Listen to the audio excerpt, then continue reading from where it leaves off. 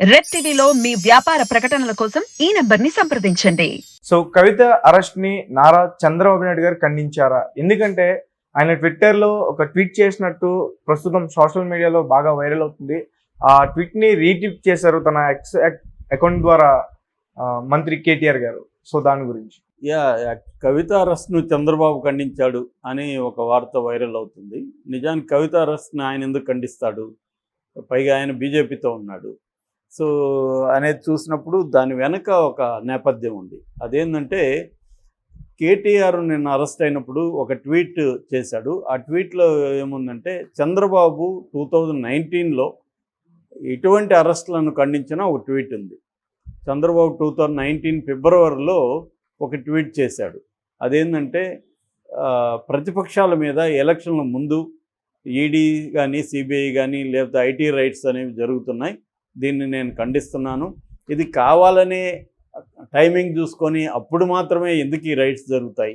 So ఇది BJP తన ప్రత్యర్థుల్ని వేధించడానికే ఇలా చేస్తుంది అని చంద్రబాబు పెట్టాడు. దాన్ని తను పెట్టి కింద కామెంట్ ఏం చేశాడంటే చంద్రబాబు భలే చెప్పారు, ఇంతకంటే పర్ఫెక్ట్గా ఎవరు చెప్పలేరు అని పెట్టాడు.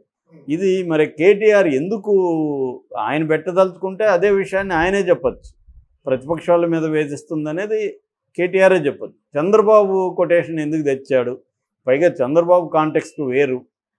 ఎందుకంటే 2019లో చంద్రబాబు బీజేపీతో లేడు కాబట్టి అప్పుడు చంద్రబాబుకు సంబంధించిన ఫండ్ ఇచ్చేవాళ్ళు ఎవరైతే ఉన్నారో, చెన్నైలో జరిగాయి కొన్ని దాడులు, ఇక్కడ జరిగాయి ఐటీ దాడులు జరిగాయి. సో యాక్చువల్గా చంద్రబాబు అట్లాంటివి ఈసారి జరగకూడదని భయపడే బీజేపీతో పొత్తుకెళ్ళాడు. సో ఇప్పుడు కేటీఆర్ ఎందుకు ఈ ట్వీట్ చేసినట్టు అనేది అందరికీ డౌట్ అనమాట. అందులో భలే చెప్పాడు చంద్రబాబు. అంటే చంద్రబాబు ట్వీట్నే వాళ్ళు ఇప్పుడు మిత్రపక్షం ఎన్డీఏలో ఉన్నాడు చంద్రబాబు యాక్చువల్గా. అవును, మరి ఇప్పుడు చంద్రబాబు కూడా అది ఇబ్బంది అవుతుంది. చంద్రబాబు ఒక రకంగా కవిత అరెస్ట్ని ఖండించినట్టే అవుతుంది. ఇప్పుడు మరి చంద్రబాబు దాని పట్ల స్పందిస్తాడా స్పందించడా అనే చర్చ నడుస్తుంది. స్పందిస్తేమో నేను అదే అప్పుడు చేశాను, ఇప్పుడు నేను అలా అనుకోవట్లేదు అంటాడా? ఇప్పటికీ కూడా అదే కట్టుబడి ఉన్నాను అంటాడా? లేదా సైలెంట్గా ఉండిపోతాడా? నాకు తెలిసి చంద్రబాబు సైలెంట్గా ఉండిపోతాడు, దీని మీద స్పందించడు. ఎట్లా స్పందించినా ఆయనకి ఇబ్బంది. అంటే బీజేపీ ఒక వ్యూహం పన్నింది ఇక్కడ తెలంగాణలో. ఆ వ్యూహం ఏంటంటే బీఆర్ఎస్ బీజేపీ కుమ్మక్కైన అనే ఓ వాదన వినిపిస్తుంది కాబట్టి ఆ వాదన నుంచి ఎస్కేప్ అవడానికి బీఆర్ఎస్ బీజేపీ కుమ్మక్క అవ్వడం లేదు, మేము బీఆర్ఎస్ని వదిలిపెట్టము, అది పరివార భ్రష్టాచార పార్టీ అని మోడీ అన్నాడు. పరివార భ్రష్టాచారం అంటే కుటుంబ కరప్టెడ్ పార్టీ అని. సో అటువంటి ఒక కుటుంబ కరప్షన్ని నేను సహించమని చెప్పడానికే కవితను అరెస్ట్ చేశారు అనేది ఒక వాదన వినిపిస్తుంది. నిజానికి బీజేపీ బీఆర్ఎస్ పట్ల ఎప్పుడు కూడా సీరియస్గా లేదు. ఒక కేసు అయినా ఇప్పటివరకు పెట్టిందా? లక్షల కోట్లు తిన్నారని ఆరోపిస్తున్నారే కానీ సిబిఐ కానీ ఈడీ కానీ ఎప్పుడు ఇన్వాల్వ్ కాలే. ఈవెన్ ఓటుకు నోటు కేసులో కూడా కాంగ్రెస్ గవర్నమెంట్ ఉన్నా బీజేపీ వచ్చినా దాన్ని ఎవడు ఏం పట్టించుకోలేదు. చంద్రబాబు పేరు కూడా పెట్టలేదు, ఇక్కడ ఏం పట్టించుకోలేదు. అంటే ఇటు చంద్రబాబు మీద కానీ అటు కేసీఆర్ ఫ్యామిలీ కానీ బీజేపీ సీరియస్గా ఎప్పుడు తీసుకోలేదు.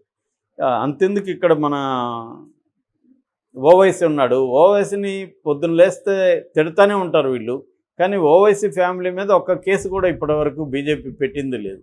అంటే ఇదంతా ఏంటంటే పైకి ఒక ఫైట్ చేస్తున్నట్టు డ్రామా ఆడుతున్నారు కానీ లోపల అవసరాలకి వాళ్ళని ఉపయోగించుకుంటున్నారు. ఇప్పుడు ఓవైసీ ఏమో దేశవ్యాప్తంగా ముస్లింల ఓట్లని చీల్చి బీజేపీకి మేలు చేయడానికి, అంటే ముస్లిం ఓట్లు కాంగ్రెస్కి ఎక్కడెక్కడైతే ఉంటాయో అక్కడంతా ఇతను ఇల్లు చీలిస్తే దానివల్ల ఏమవుతుంది? బీజేపీకి లాభం అవుతుంది. సో ఇలాగా బీజేపీ ఏం చేస్తుందంటే వీళ్ళని బీ టీమ్స్గా ఉపయోగించుకుంటుంది చాలా చోట్ల. ఈవెన్ కేజ్రీవాల్ని కూడా ఉపయోగించుకుంటుంది. కేజ్రీవాల్ని కూడా బీ టీమ్ ఆఫ్ బీజేపీ అనే పిలుస్తారు. ఎందుకంటే కాంగ్రెస్ వాళ్ళ ప్రధాన శత్రువు బీజేపీకి. కాంగ్రెస్ ముక్త భారత్ అనేది వాళ్ళ లక్ష్యం. సో కాంగ్రెస్ ఎక్కడెక్కడైతే ఉంటుందో దాన్ని ఓట్ల చీల్చడానికి వీళ్ళు వేరే పార్టీలను ఉపయోగిస్తున్నారు.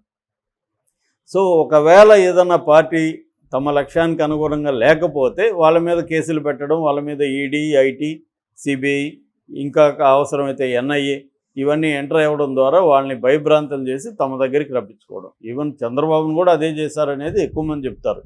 చంద్రబాబు అరెస్ట్ వెనుక మోడీనే ఉన్నాడని. సో చంద్రబాబును అరెస్ట్ చేయడం ద్వారా ఒక భయభ్రాంతం చేయించి తమ పొత్తులోకి వచ్చే విధంగా చేసుకోవాలనేది వాళ్ళ ప్లాన్. నిన్ననే అమిత్ షాని ఎవరు అడిగారు, చంద్రబాబు ఒకప్పుడు మోడీని టెర్రరిస్ట్ అన్నాడు కదా, ఇప్పుడు ఎలా పొత్తు పెట్టుకున్నారని. ఆయనకి బుద్ధి వచ్చింది తర్వాత ఆయనయ్యే వచ్చాడని వాళ్ళు చెప్తున్నారు. సో అలాగా అంటే ఆయనయ్యే రాలా, వీళ్ళు ఆయన్ని పొగబెట్టారు, రప్పించారు, పొగబెట్టి తమ వైపుకి రప్పించుకున్నారు. మామూలుగా ఎలుకలను పట్టేవాళ్ళు ఆ బొక్కల్లో పొగలు పెడతారు, ఒకటి ఓపెన్గా ఉంచుతారు, అక్కడ బోన్ పెట్టుకొని కూర్చుంటారు. సో ఇది అన్ని చోట్ల పొగ ఉంటుంది కాబట్టి ఇంక వేరే దగ్గర రాలేదు, అక్కడే రావాలి. అక్కడే వచ్చినప్పుడు బోన్ ఉంటుంది, బోన్ లెక్క వస్తుంది. అలాగా బీజేపీ కూడా అన్ని వైపుల నుంచి మనుషుల్ని అటాక్ చేయడం ద్వారా తమ అనుకున్న వైపు వస్తారనమాట. సో అది చేసిందని మనకు అర్థమవుతుంది. సో అందుకని ఇక్కడ కూడా కేసీఆర్ కూడా ఒక రకంగా బీజేపీతో మంచిగా ఉండడానికి చంద్రబాబు రోల్ మోడల్గా చంద్రబాబుని తీసుకున్నాడు అనేది అంటున్నారు కేసీఆర్.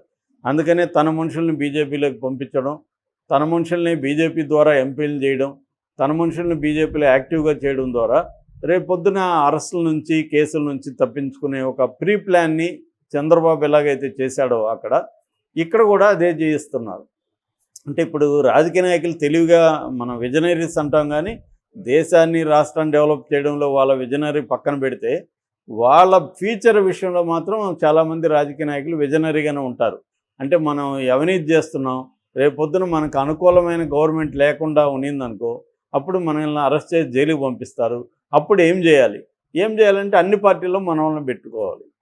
మన వాళ్ళని ప్లాంట్ చేసి పెట్టేస్తే వాళ్ళు మెల్లమెల్లగా మంచి అధికారాల్లోకి వెళ్తారు. సో వాళ్ళకి ఏమన్నా డబ్బులు కావాలన్నా, ఫైనాన్స్ కావాలన్నా మనం చేద్దాము. సో వాళ్ళు అక్కడ మంచి పొజిషన్లో ఉన్నప్పుడు మనల్ని కాపాడతారు. అది ఈ విజనరీలు అందరూ చేసే పని. కేసీఆర్ కూడా ఇప్పుడు అదే పని చేస్తున్నాడు.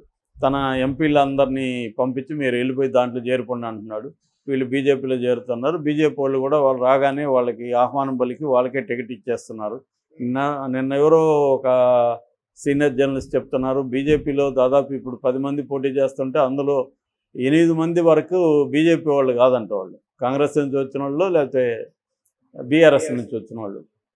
దీనివల్ల ఏమవుతుంది, రేపు పొద్దున కేసీఆర్కి అరెస్టులు కాకుండా చూసుకుంటాడు. ఇప్పుడు వీళ్ళందరూ ఏంటంటే రేవంత్ రెడ్డిలు వీళ్ళందరూ హుంకరిస్తారు, కానీ ఎంతవరకు అరెస్ట్ చేస్తారని మనం చూడాల్సిందే.